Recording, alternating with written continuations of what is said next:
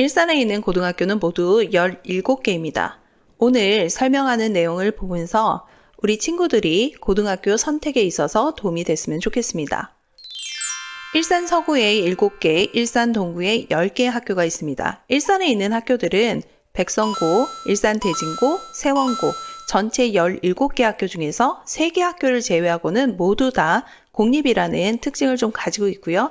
백성고는 일산 서구에 있는 학교이지만 비평준화 지역에 있는 학교로서 백성고를 진학하려는 친구들은 비평준화 지역에 있는 학교의 원서를 작성을 해 주어야 됩니다. 따라서 일산에 있는 16개 학교가 평준화 지역의 대상이 되겠고 이 16개 학교로 지망순위를 작성을 하시면 됩니다. 오늘 설명을 드릴 기준은 이 4가지인데요. 교육과정에 대한 편제, 과목 개설이 얼마만큼 다양한지, 성적표를 읽으면서 그 학교의 면학 분위기를 보고 졸업생의 모습을 보면서 3년 뒤에 현재 우리 친구들의 모습까지도 가늠을 해보게 되는 4가지 기준을 삼았습니다. 첫 번째, 교육과정 편제로서 설명을 해드리도록 하겠습니다. 우리 친구들이 뭐니 해도 수학교과에 대한 부담이 가장 크기 때문에 수학교과가 어떤 학년에 무슨 과목이 배치가 되어 있고 그 과목들을 모두 선택을 할 수 있는지 필수인지를 확인을 해보면서 교육과정의 편제 부분들을 설명을 해드리도록 하겠습니다. 먼저 보시면 2024학년도 현재 중학교 3학년 학생들의 교육과정 편제표입니다.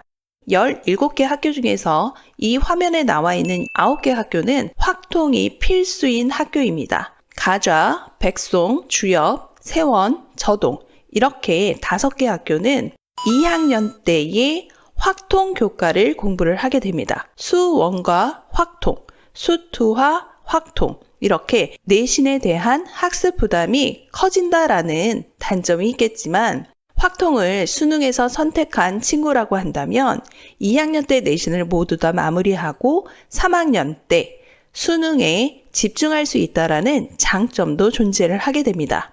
그 반면에 대화, 중산, 풍동, 정발고는 3학년 때 확통을 공부를 하게 됨으로써 내신에 대한 부담이 좀 줄어들었지만 3학년 때까지 내신과 수능에 대한 부담이 계속적으로 있다라고 생각을 해주시면 되겠습니다. 그러면 확통이 선택인 학교들을 살펴보도록 하겠습니다.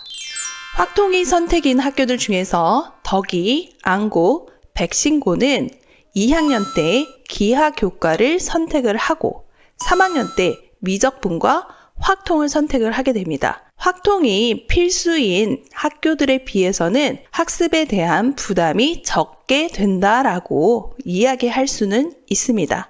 하지만 이과 쪽으로 진로를 정한 친구들 같은 경우는 수학교과에 대해서 쓸 수 있는 교과목들이 좀 적다라는 단점도 가지고 있습니다. 수학에 대한 부담이 큰 학교로 대진고와 백석고를 말씀을 드릴 수 있을 것 같은데요. 이 2개 학교 모두 다 3학년 때 선택을 해야 되는 교과목들이 미적분 하나입니다. 확통과 기하를 2학년 때 선택을 할 수가 있게 배치를 했고요. 특히 대진고는 확통과 기하가 한 학기 만에 끝나기 때문에 학생들의 내신의 부담이 좀 큰 학교다라는 것도 보실 수 있을 것 같아요. 가장 특이한 학교로서 저형고를 좀 말씀을 드릴 수 있는데 다른 학교하고 다르게 수원만 필수로 지정을 되어 있고 극단적 수능에 확통을 선택한 학생들이 2학년 1학기 때 모든 내신이 끝나고 그 다음부터는 수능에 집중할 수도 있는 수학교과에 대해서 부담이 큰 편제라고 보실 수도 있지만 달리 이야기한다면 수학에 자신 있는 학생들 같은 경우는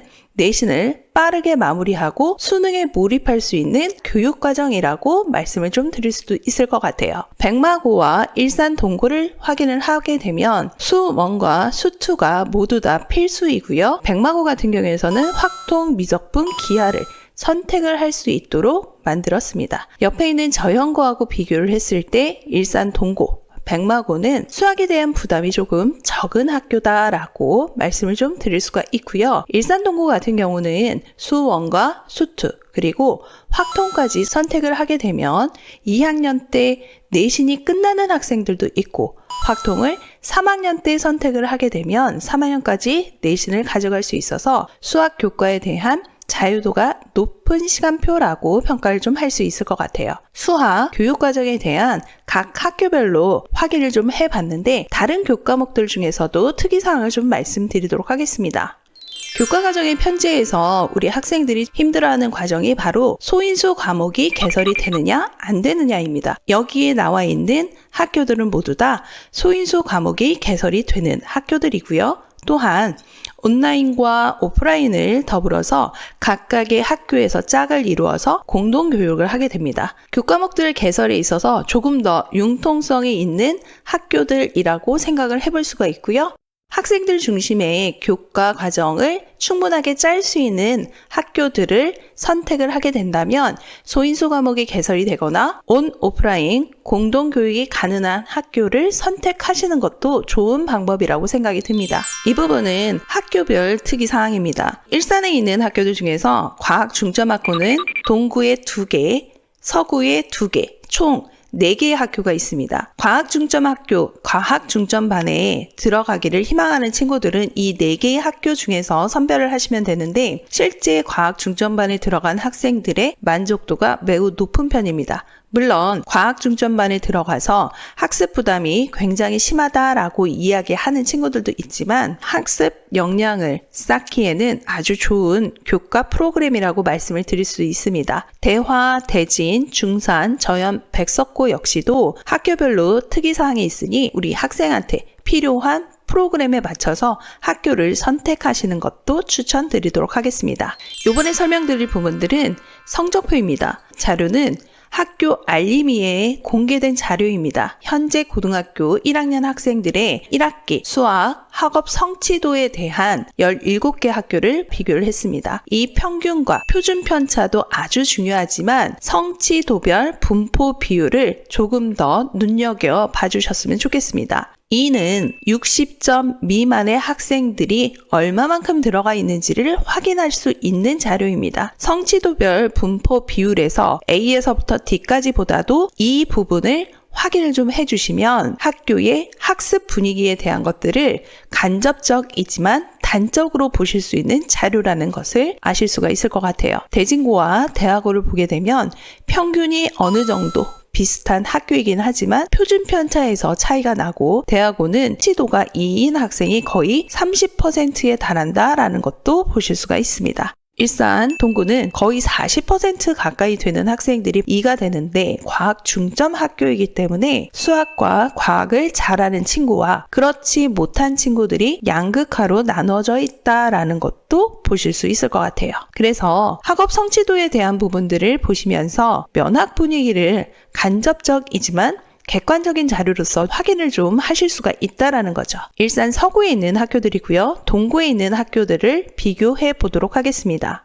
동구에 있는 학교는 모두 10개 학교인데 이 10개 학교들의 평균과 표준 편차, 성취도별 분포 비율을 보게 되면 여기에서도 학습의 분위기가 어떤지도 객관적인 자료로서 평가를 좀 하실 수가 있을 것 같아요. 수학에 대한 학업 성취도 말고도 학교 분위기를 알 수 있는 하나의 자료가 있는데 그것이 바로 졸업생 현황입니다. 일산에 있는 학교들을 한번 비교를 해보도록 하겠습니다. 2022년에 졸업한 학생들의 진학 현황입니다. 이 자료는 재수생 수치가 들어가지 않는 순수한 고3의 자료라는 것도 확인을 하실 수가 있고요. 이 자료에서 특이사항으로 보셔야 되는 사항은 바로 전문대 진학률입니다. 전문대 진학률이 높은 학교와 전문대 진학률이 낮은 학교를 비교를 좀 해주시고요. 기타라고 나와 있는 것은 재수를 하는 비율이라고 생각을 하시면 될 것 같아요. 자, 이 네 학교 말고 다른 학교도 한번 살펴보도록 하겠습니다.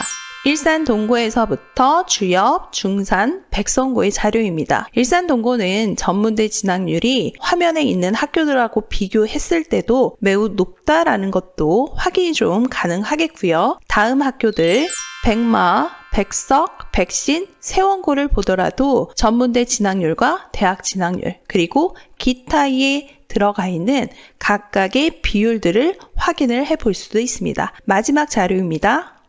안국고, 저동, 저현, 풍동, 정발, 여기에서 봤을 때도 전문대 진학률이 10%인 저연고와 전문대 진학률이 20%가 넘는 안곡고, 풍동고를 확인을 해볼 수도 있겠죠. 학생들의 면학 분위기를 보는 것들은 학교 성적표와 그리고 졸업생 진학 현황으로서 객관적인 자료로서 우리 아이가 그 학교에 진학을 했을 때 학교의 모습과 졸업을 했을 때의 학교의 모습을 같이 가늠해 볼 수 있는 자료라는 생각이 듭니다. 고등학교의 선택의 기준에 대한 학교생활 기록부 내용을 말씀을 드리게 되는데 4가지 기준을 말씀드렸어요. 교육과정의 편제, 과목 개설이 다양한지의 여부, 성적표를 읽고 졸업생 현황을 보면서 우리 아이에게 가장 필요한 학교를 선별을 했으면 좋겠습니다. 마지막으로 말씀을 드릴 부분은 이거인 것 같아요. 점수에 우선할 수 있는 전략은 없습니다. 따라서 현재 중학교 학생들의 겨울방학은 학업 역량을 높일 수 있도록 전략을 짜 주어야 되겠고 학업 역량을 늘릴 수 있는 겨울방학이 됐으면 좋겠습니다.